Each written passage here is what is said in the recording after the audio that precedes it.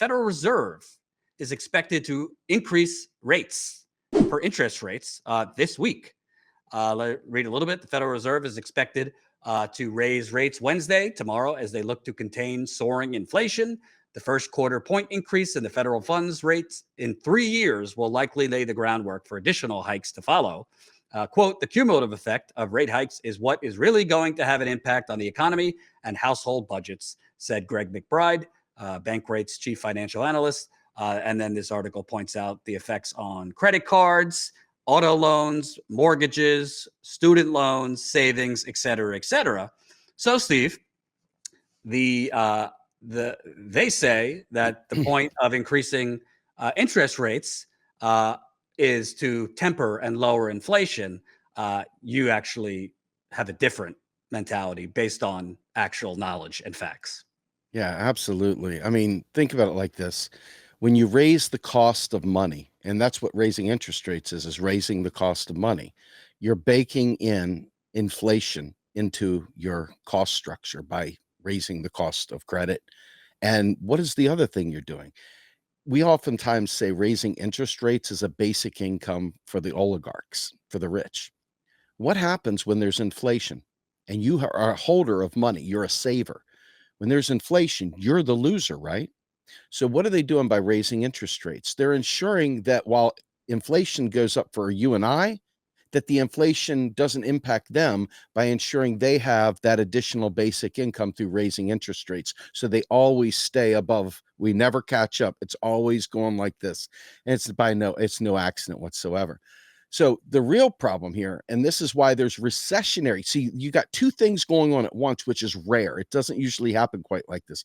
But in this particular case, you've got a recession going on. Why is that? Well, gas prices are down, so people are slowing down their travel. People are not doing as many things. Plus, the federal government itself has slowed down on its spending because we've told everyone, oh my God, it's inflation because of printing money. And so what are they doing? They're slowing down because dullards are going around, running around saying we're printing money. So here we are.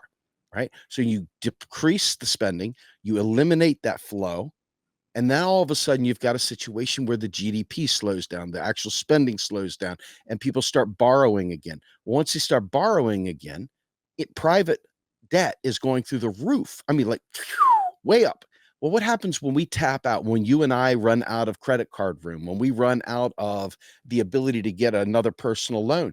Well, there's no more Steve spending money. I'm out of the game, guys. Tap it out, man. Dodgeball. I'm gone, sitting on the bench. Jordan hits his credit card limit. Hey, sorry, guys, I'm on the bench.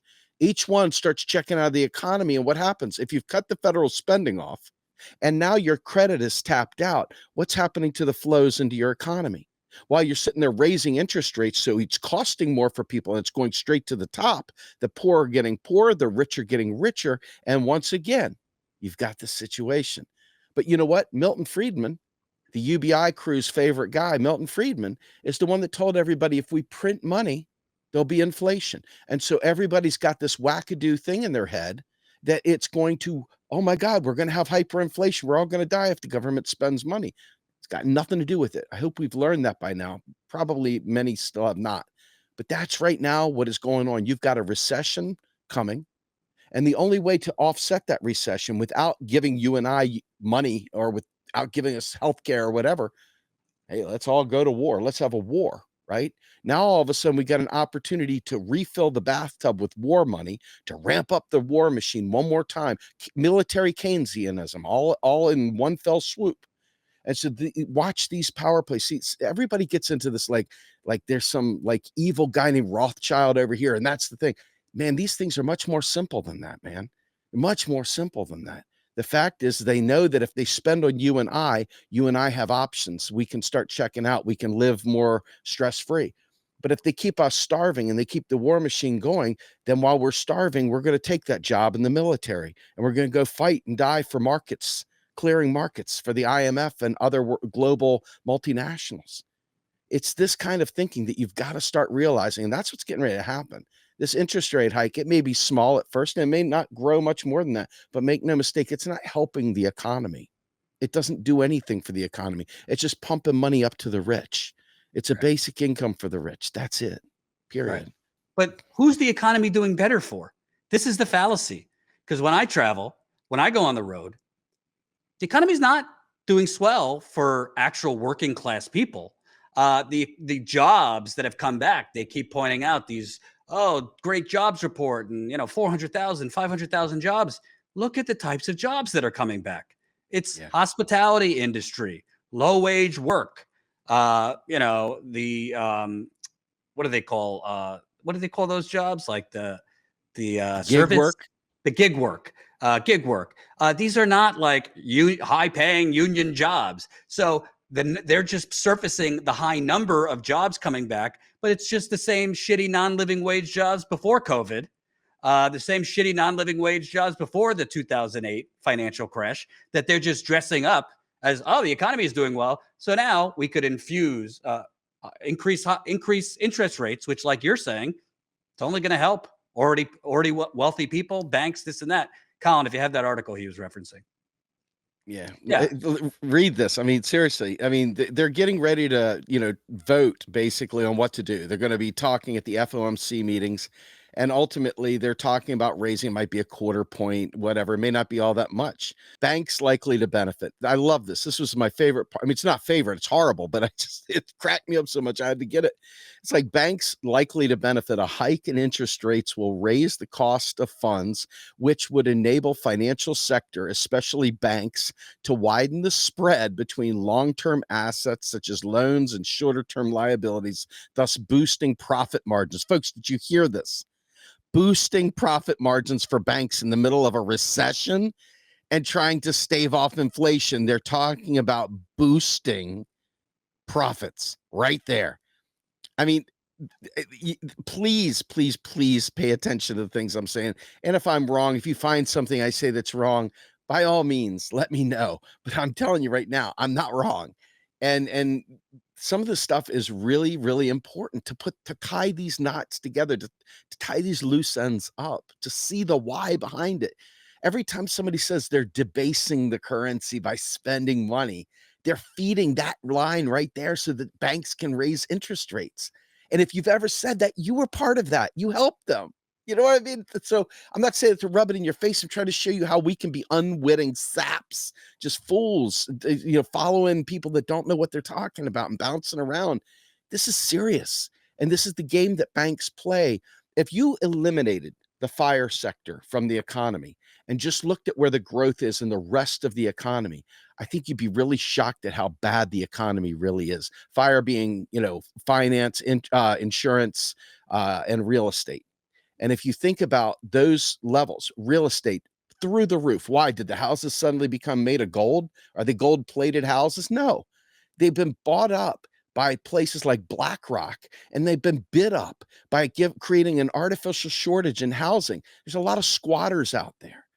And we got to get rid of that by doing something like a land value tax or something to that effect at the local level to force and get rid of these investor grade, retro grade fools that literally suck the life out of people.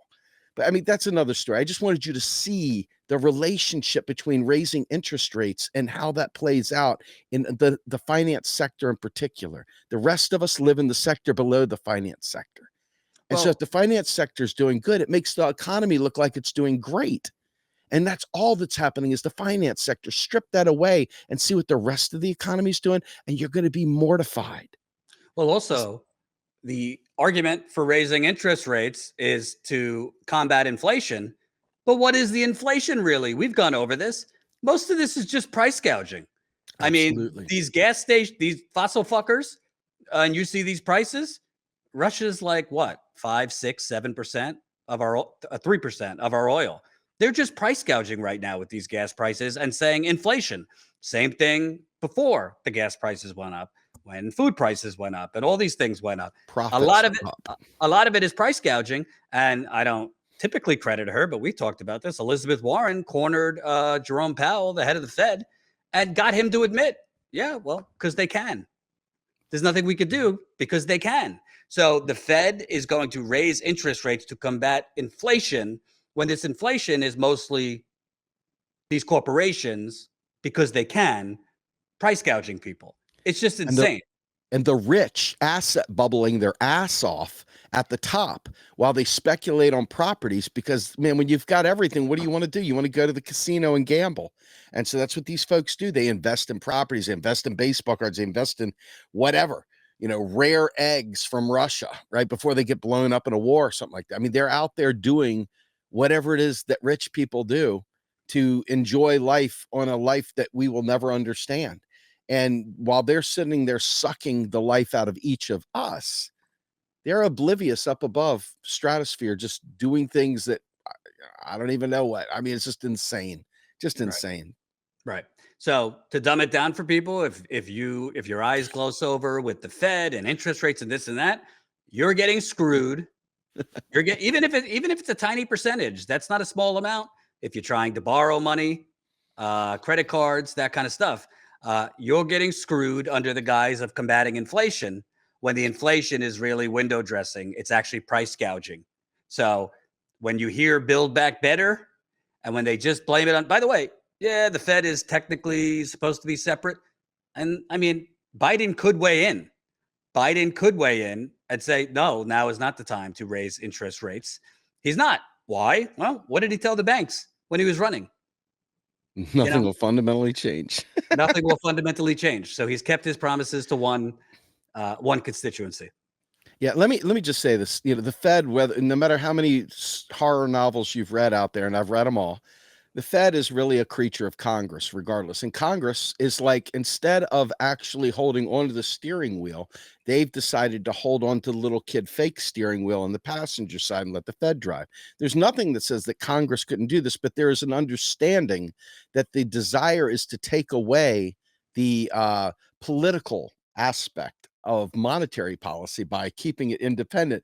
But have you ever seen a more neoliberal institution than the Fed or the IMF and the WTO? And it's really about the people that are in there, because the people that have placed them in there and hired them in there are neoliberals themselves. So this is not like the institution is an institution. The people that are running it and have their own ideology are the ones that are running it with their own ideology. So, you don't throw the baby out with the bathwater. You've got to get the rats out of the friggin' house. That's the deal. And these guys got to go. Thanks for watching, and make sure to tune in to Status Coup's daily live stream Monday through Thursday at 5 o'clock Eastern Time and Fridays at 4 o'clock Eastern Time.